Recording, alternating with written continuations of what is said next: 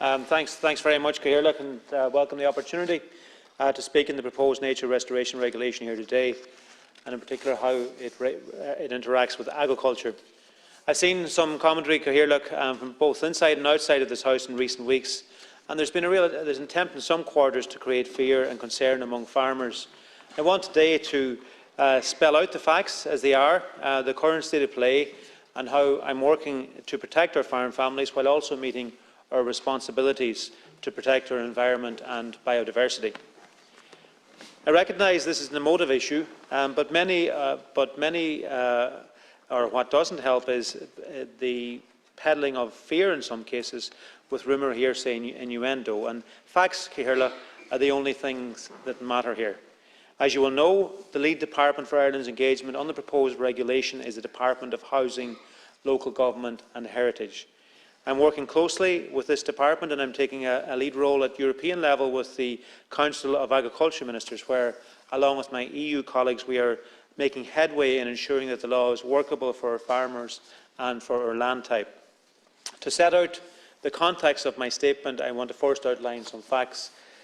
This House, as we know, declared a biodiversity crisis in 2019.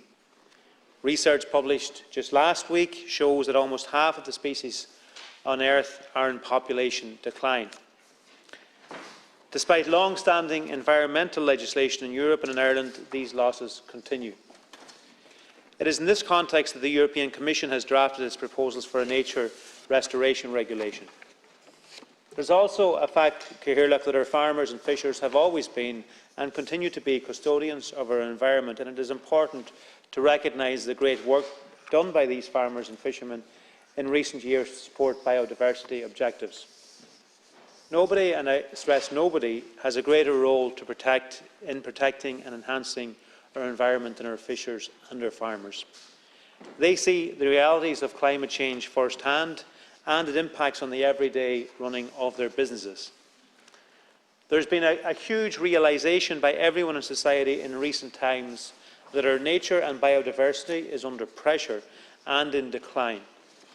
What many thought was hugely robust has proven to be fragile. We have just one nature, and we must protect it. It is the basis of everything we do as a sector and as society. But farmers are absolutely leading from the front on this ambition, and the evidence of that is real and tangible. Look at the recent engagement by farmers, for example, with 46,000 applying to join the Acres scheme, our flagship €1.5 billion environmental scheme. With thanks to my Cabinet colleagues, I was able to approve entry to the scheme for all these farmers, all of whom are implementing biodiversity actions on their farms. To put this in context, almost 500,000 individual trees will be planted by these farmers during the contract period, and a further 2,000 kilometres of hedging will be planted. Over 11,000 oil boxes installed and 270,000 hectares of commonage managed correctly for biodiversity. These are only a few of the actions Cathaoirleach committed to by farmers under their Acres plans. Another example of farmers' engagement is the Burren scheme funded by my department for many years now as an EU LIFE project, recognised as best in class across the EU for its approach to working with farmers to conserve and promote biodiversity. This approach, one of payment for results and working collaboratively with farmers, has formed the basis of a significant move to results-based collective actions by farmers within the Acres scheme.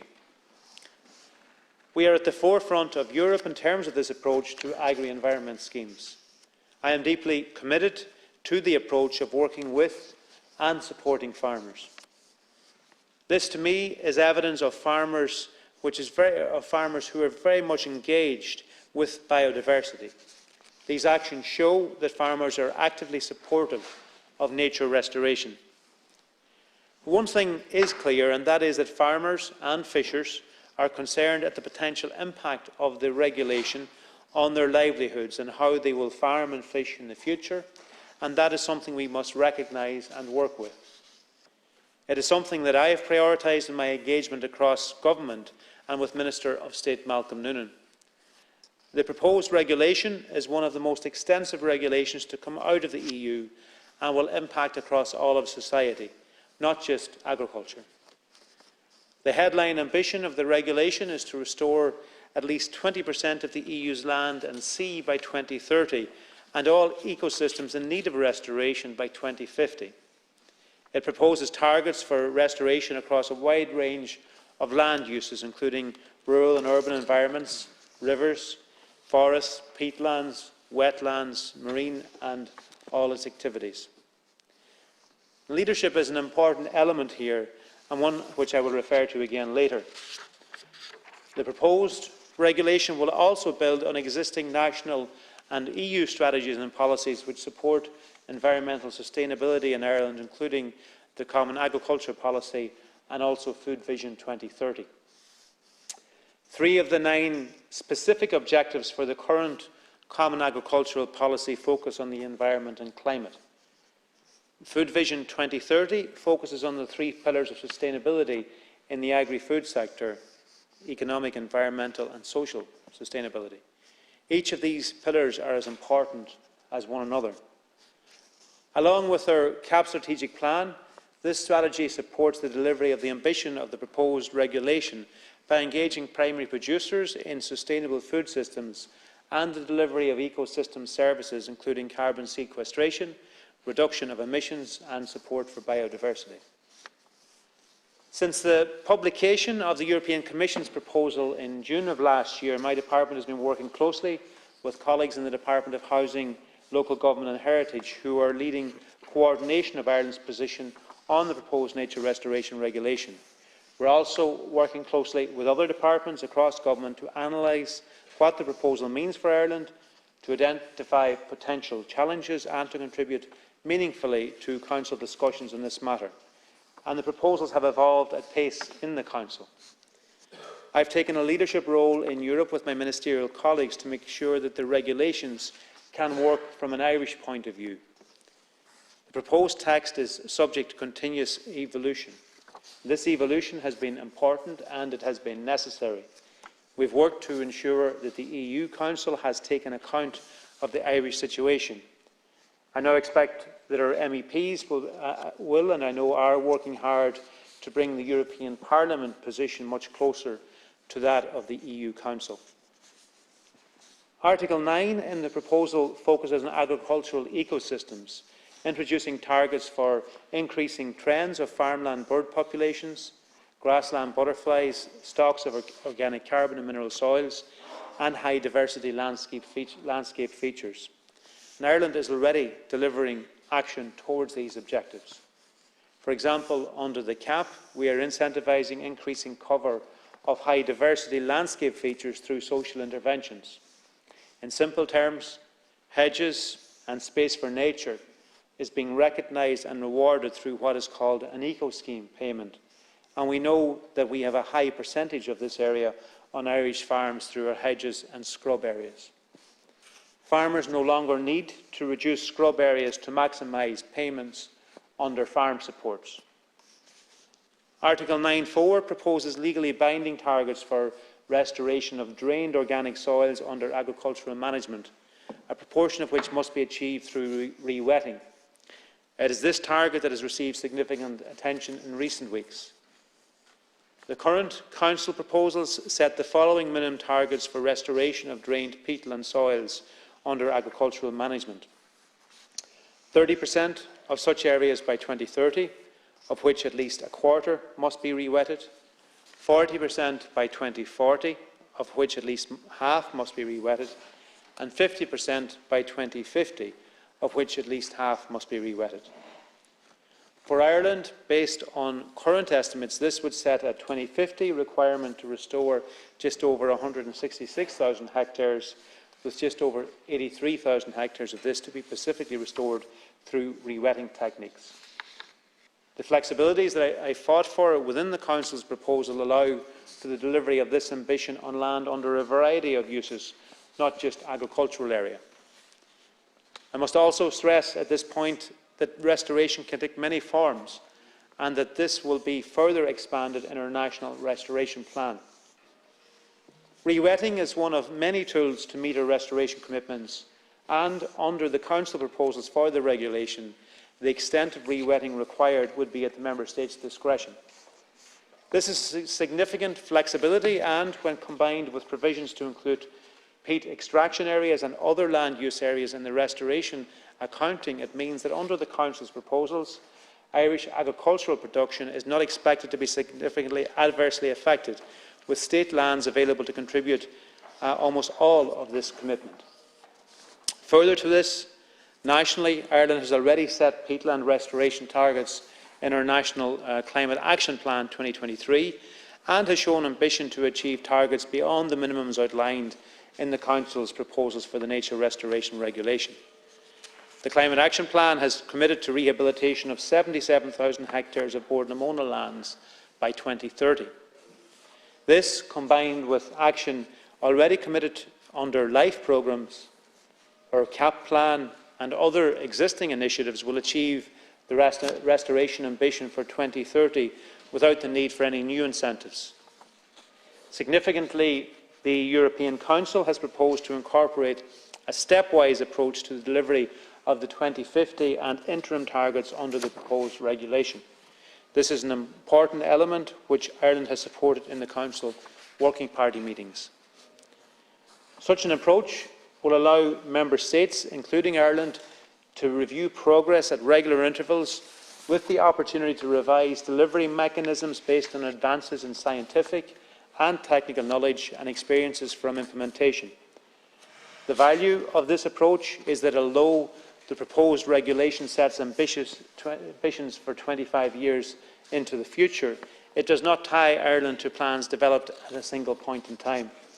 It would enshrine within the legal text the flexibility for Member States to adjust and amend their approaches as our environment, economic and societal demands evolve.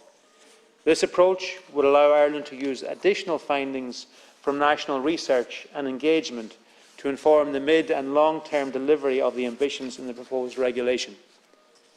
I must stress, Oireachtas, that regardless of the final adopted version of the Nature Restoration Regulation, the obligations are with the Member State, not individuals.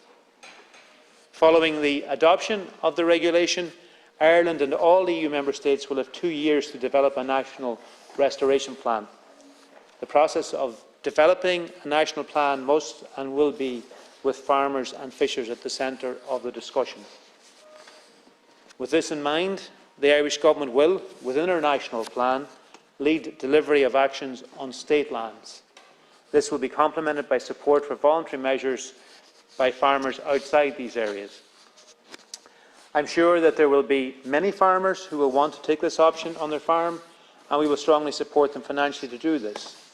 But let me be clear, I fully expect the state lands will shoulder the majority of the weight. I mentioned leadership earlier. The Irish farmers are leaders in innovation and delivery of agri-environmental action in Europe.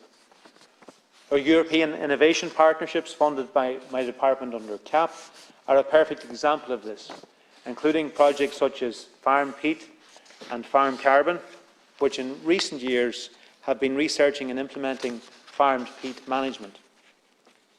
Ireland leads in Europe in implementing results-based agri-environment programmes such as the Burren Scheme, Hen Harrier and Fresh Water Pearl Mussel programmes. These targeted programmes have informed our current national environmental scheme, ACRES, and these approaches deliver benefits both for the environment and climate as desired by the proposed regulation. Many of the LIFE projects active across the country at the moment, including the Wild Atlantic Nature Integrated Project, actively engage with and support farmers to implement best practices which are beneficial for the farmer and for biodiversity as well as for climate. These projects have been welcomed by farmers, reflected in the uptake of actions under the various programmes and the level of engagement with knowledge transfer activities too. This all points, Oireachtas, to the willingness and ability of our farmers to engage and deliver the ambition of the proposed Nature Restoration Regulation. What is required from us as political leaders is openness in our communication and engagement during the development of the national plan, and to identify complementarity in actions to maximise the impact of financial instruments. Indeed, there will be challenges regarding funding, but diverting funds from the current cap is simply off the table. Those funds are allocated and absolutely sacrosanct. It is essential that there is adequate funding in place to support farmers in these objectives. It will be crucial that our national plan fully considers all financial instruments available, including the opportunity to leverage private financial investment to avoid overburdening one or other of the existing financial instruments available. It is very important that the current public narrative regarding the proposed restoration regulation, or it is very unfortunate that the current narrative regarding the proposed regulation is largely negative. However, the ongoing negotiation process at EU level means that the expected final text and the associated impacts are not yet fully visible.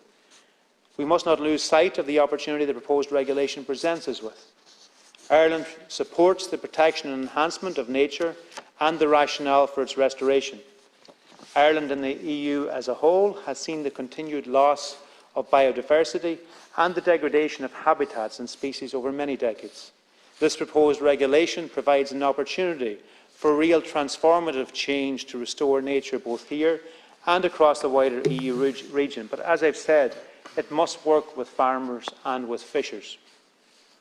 Food production at the excellent level we do it here and protecting our climate and biodiversity are not mutually exclusive.